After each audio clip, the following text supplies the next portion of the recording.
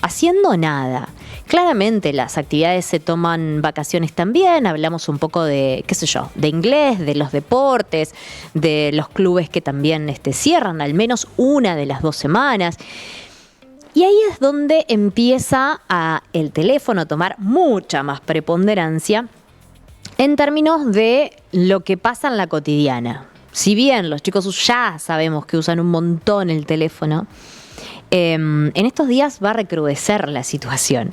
Nosotros desde acá, desde Una Tarde a la Vez, vamos a ir proponiendo distintas actividades para poder desarrollar dentro y fuera de casa. Los vamos a invitar a jugar toda la próxima semana de una manera distinta. Y te diría hasta retro, que nos va a traer un poco más de recuerdos.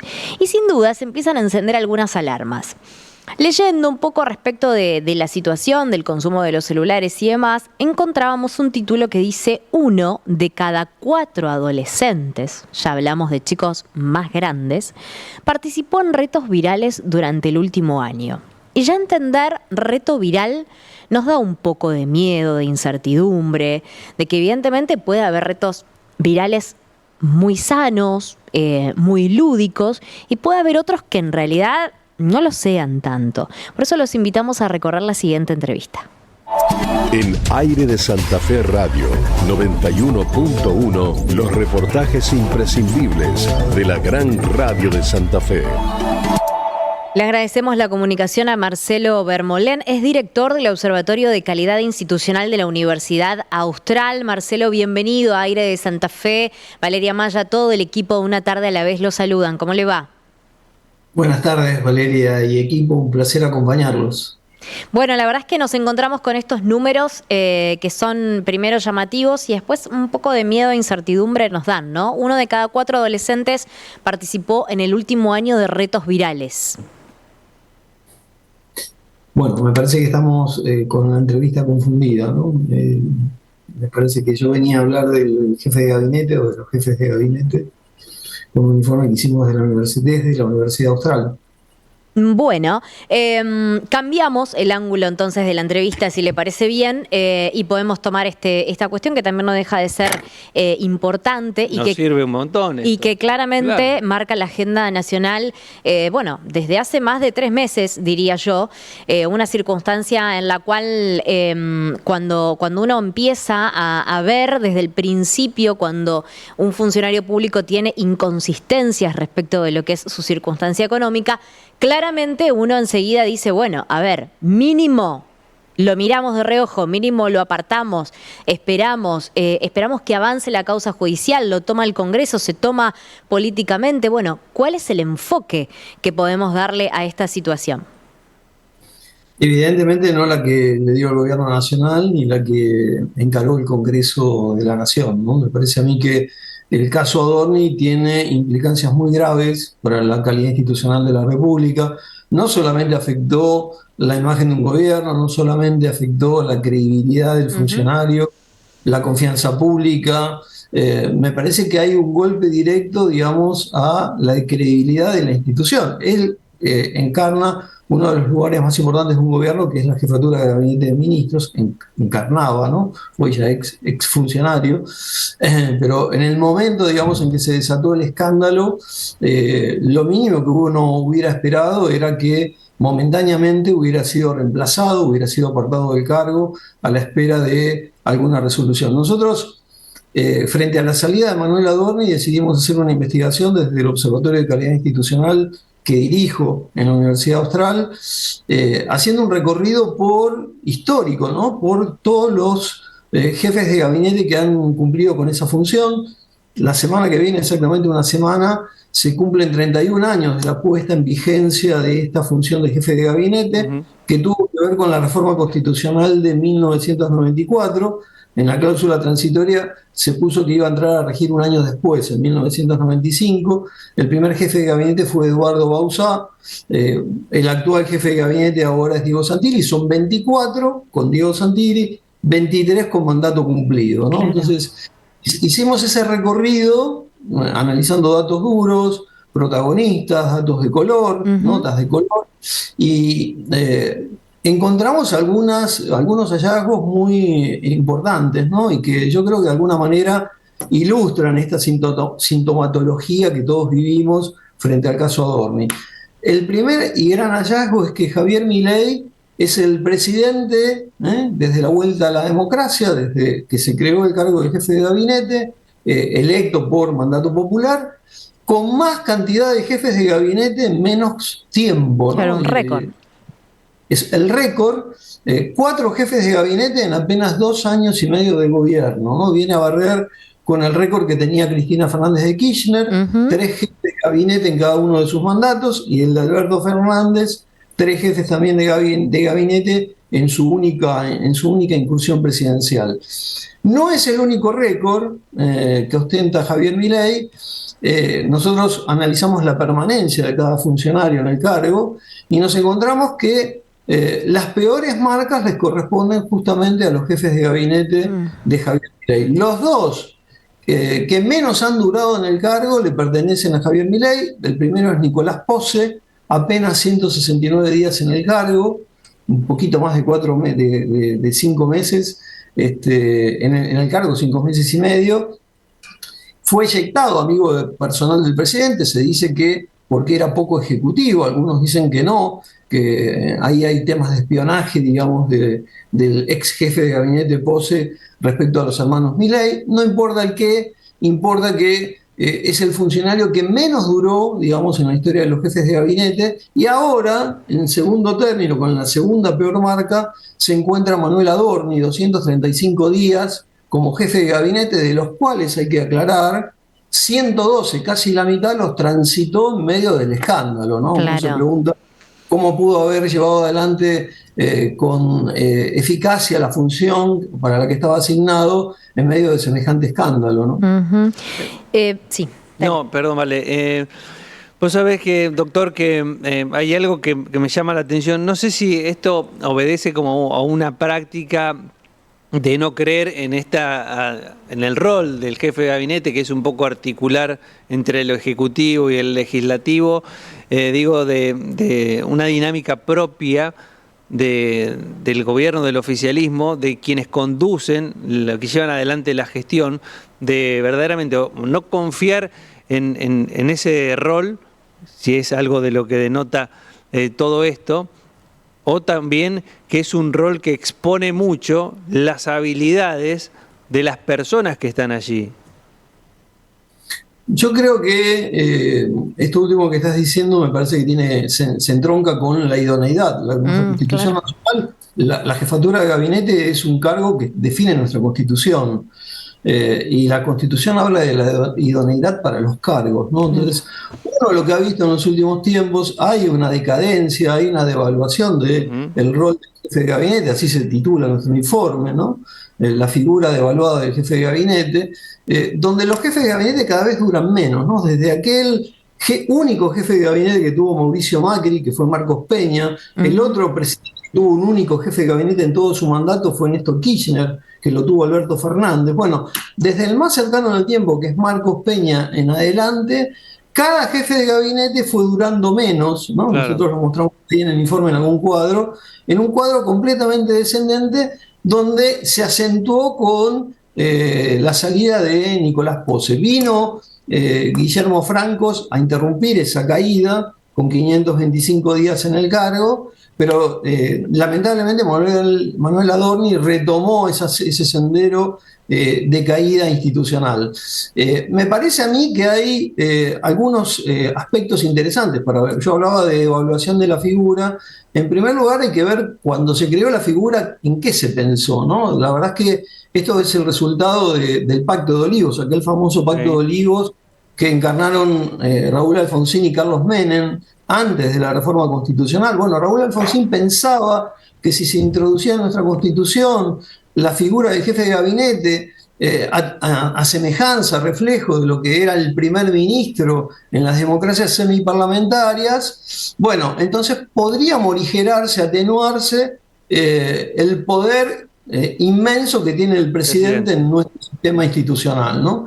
Se había pensado, se había imaginado, y así lo imaginaron los constituyentes, un superministro con mucho poder, donde el presidente se convirtiera en jefe de Estado y el que llevara las riendas del gobierno fuera el jefe de gabinete, que pudiera ordenarle al resto de los ministros, que tuviera una relación intensa con el Parlamento, a punto tal que el Parlamento tenía la moción de censura para destituirlo. Bueno, Claro. toda esa idea de los constituyentes se desvaneció en el tiempo y en la aplicación de la figura. Hoy el jefe de gabinete es apenas un ministro más, un ministro coordinador. Depende del presidente, o sea, no es que puede, digamos, reemplazar al presidente o subsumir poder del presidente, sino simplemente que depende del presidente. Se supone una persona de confianza del presidente en el que el presidente delega una buena parte de tareas burocráticas. No puede darle órdenes a los ministros en aquellas competencias propias de cada ministerio.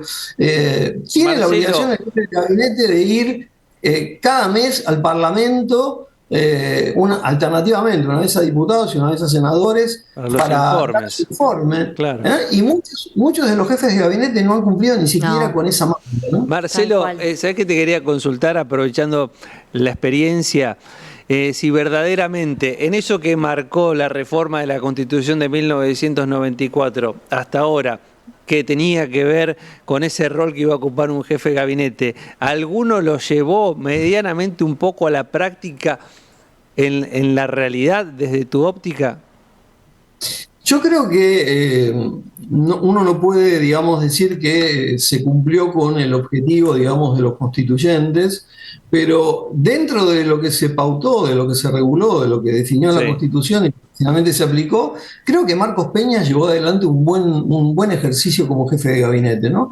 Asistió, fue el que más veces asistió al Parlamento a dar los informes, el que puso la cara, estuvo prácticamente todo el mandato, tuvo un poder bastante marcado dentro del gobierno de Mauricio Macri, pero me parece que la política, la dirigencia argentina, en esta idea de que las instituciones están para ser manipuladas, las instituciones se acomodan a la necesidad de turno y al calor del poder, a la propuesta de poder, y además se adaptan a la persona que yo quiero que ejerza el cargo. En lugar de decidir por la persona idónea para que, respetando la institución, se cumpla con las competencias, se alteran las instituciones para adaptarlas al personaje que va a estar ejerciendo esa función. Y la verdad que ese deterioro, el caso Adorni es un emergente, ¿no?, de por qué estamos como estamos. Me parece que el presidente también tiene que hacerse responsable de sus malas decisiones.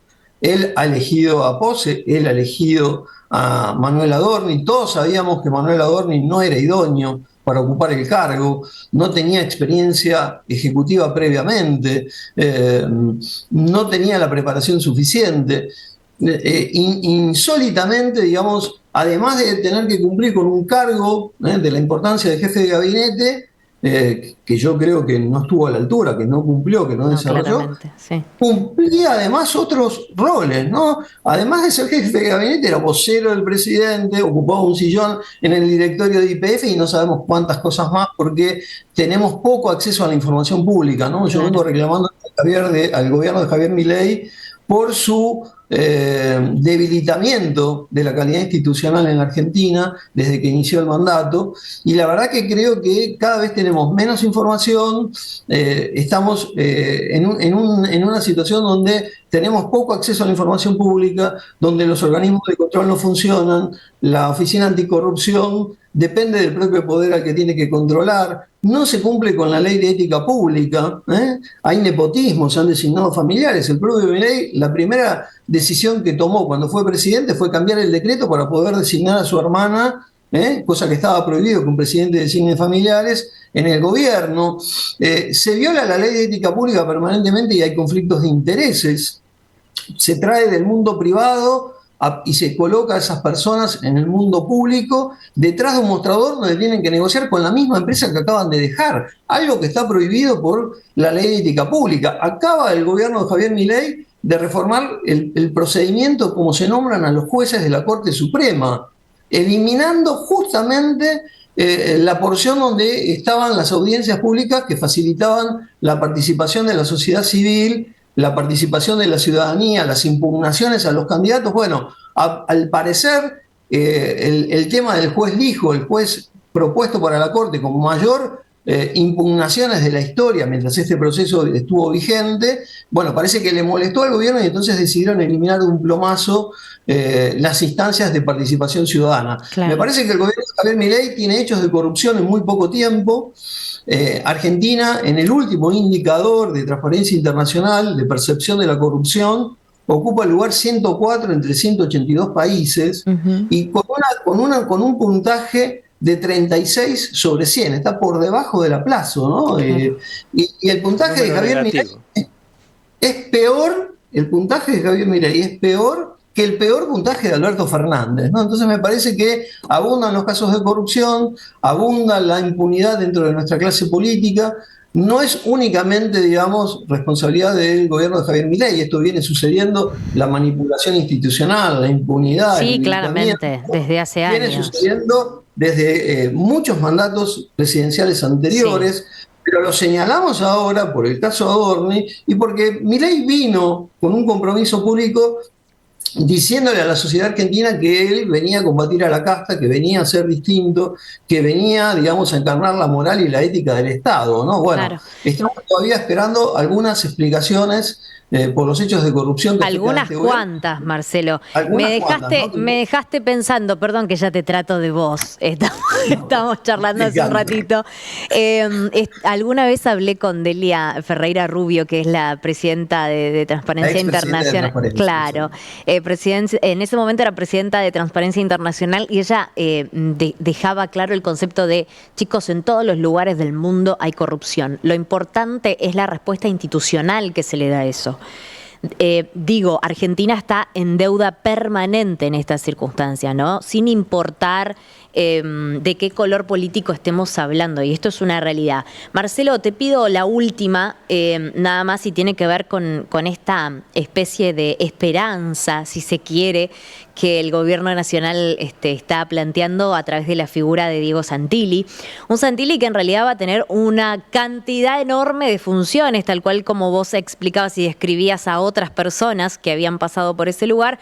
Parece que también va a estar en el medio de los gobernadores, que tomaría una parte del Ministerio del Interior, que una parte de comunicación iría directamente reportado hacia Karina Milei. Bueno, se hablan de muchas cosas dentro del mismo Círculo Rojo. Un Santilli que es hijo de político, que esto que vos decías un poco de Adorni no se estaría dando. Adorni era un foráneo, una persona que venía sin ningún tipo de expertise. Santilli no, es hijo de un peronista, que bueno, es un dirigente pro, fundacional. Tiene un perfil que muchos critican por esto de su facilidad de acuerdo, entre muchas comillas. ¿Cómo podrías describirlo vos desde tu lectura política? Me parece que Diego Santilli forma parte de la casta que Javier Milei dijo combatir, ¿no? Incluso hay referencias de insultos del presidente, digamos, respecto al propio Santilli en el pasado, ¿no? Obviamente que Santilli es un peso pesado de la política, tiene la picardía de los avesados de la política y sabe llevar adelante su tarea. Yo creo que Santilli no viene a purificar la jefatura de gabinete, ¿no? Santilli le prometió en la última elección a los argentinos, le pidió que lo votaran a él en lugar del Pelado, y fue elegido y no asumió el cargo, ¿no? Y asumió el Ministerio del Interior y duró 6 meses en el Ministerio del Interior para usarlo como trampolín para llegar ahora a la jefatura de gabinete. Me parece que es más de lo mismo de la clase política argentina a la que estamos acostumbrados. Vos hablabas de las funciones que se van a absorber. Bueno, hay que contar que cuando Guillermo Franco se asumió como jefe de gabinete, también había sido ministro del Interior, dejaba la cartera de Interior. Y decidieron por primera vez en la historia de la Argentina disolverla, para llevarla al ministerio, o sea, como para decirlo en claro al público, ¿no? Guillermo Franco no quería dejar de ser ministro del Interior, pero a su vez tenía que ser jefe de gabinete, disolvieron el ministerio y lo pusieron como secretaría bajo la órbita de la jefatura.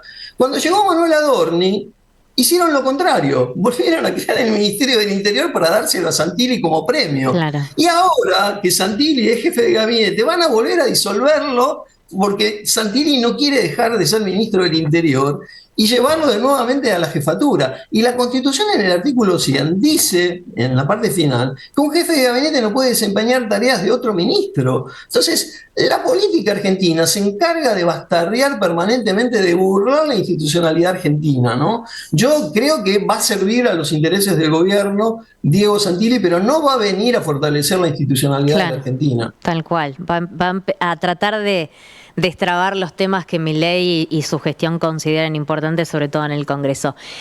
Muchas gracias, Marcelo. Un placer haber charlado con vos. Un placer haberlos acompañado. Hasta la próxima.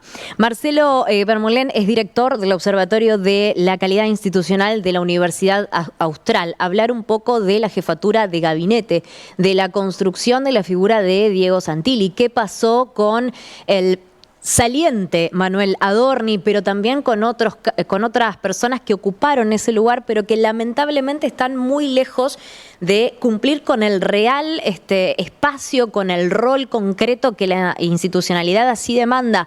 Bueno, hablamos un poco de esta descripción y lo poníamos sobre todo en un tiempo histórico aquí en Una Tarde a la Vez. Aire para vivir mejor informados. Estos son los títulos más importantes que usted debe tener en cuenta.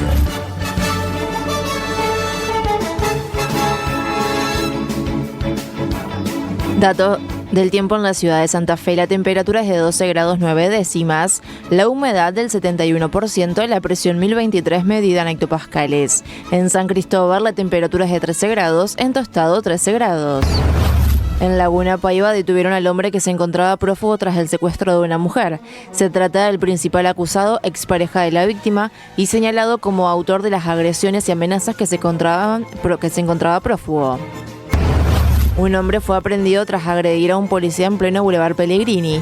Un hombre de 30 años fue aprehendido en inmediaciones Boulevard Pellegrini al 3200 en la ciudad de Santa Fe, tras un procedimiento policial que derivó en una causa por presunta resistencia a la autoridad. Discusión, golpes de puño y 2 detenidos en Barrio Can